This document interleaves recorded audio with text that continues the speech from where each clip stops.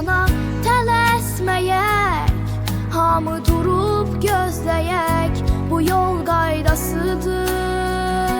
Bu qaydayla yaşayaq dostlar, onda hər işimiz gözəl olar.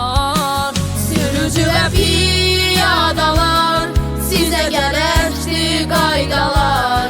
Sürücü və piyadalar, sizə gərəkdir qaydalar.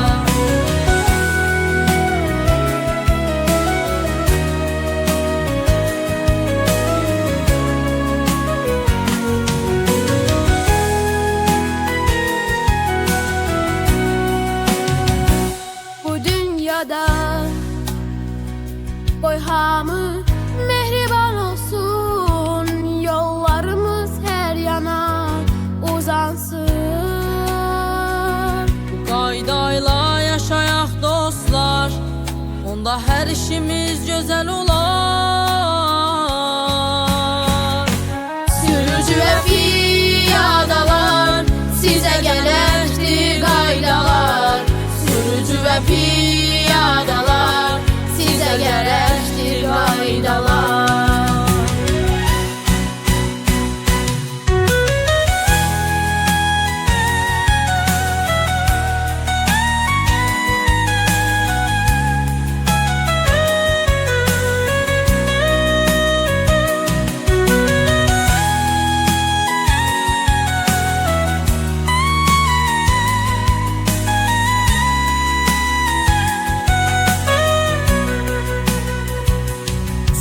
Və piyadalar, sizə gərəkdir qaydalar.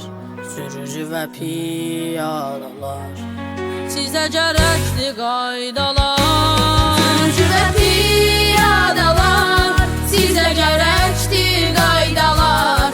Sürücü və piyadalar, sizə gərəkdir qaydalar.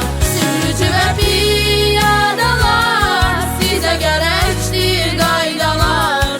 Sürücü və piyadalar, sizə gərəkdir qaydalar.